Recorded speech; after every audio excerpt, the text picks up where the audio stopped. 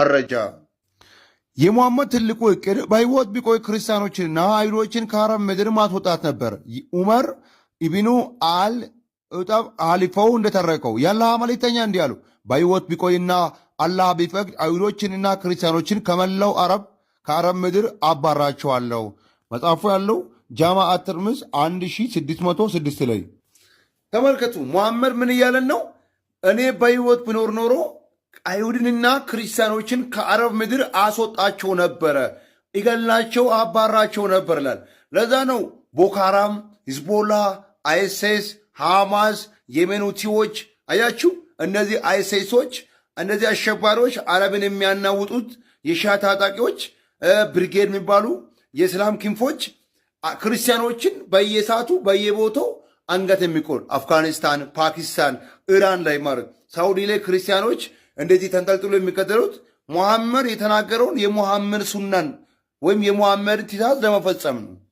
ወዳጆች ይላቸዋሉ፣ በራሱ ዕውቀትና በራሱ እውነት የሌለው ሃይማኖት ሰዎችን በመግደልና በማፈን በማሳደድ ብቻ ለመኖር የሚፈልግ እምነት እንጂ እውነት ከሌሎች ሃይማኖቶች ጋር በሰላም ለመኖር የሚፈልግ ሃይማኖት አይደለም። አንዳንድ ሰዎች እስላም ሰላም ብሎ ሲያወሩ ከከንፈርና በምላስ እንጂ እስላም በልቡ ላይ ሰላም የለውም። አንድም ጊዜ እስላም ለክርስቲያን ሰላም ሆኖ አያውቅም። ነገር ግን አንደኛውን ቪዲዮን አሳያችኋለሁ። በጣም የሚገርምና አንገት የሚያጠባ ቪዲዮ አሁን አሳያችኋለሁ። አይሁዳውያንን ቀድማችሁ ሰላም አትበሏቸው።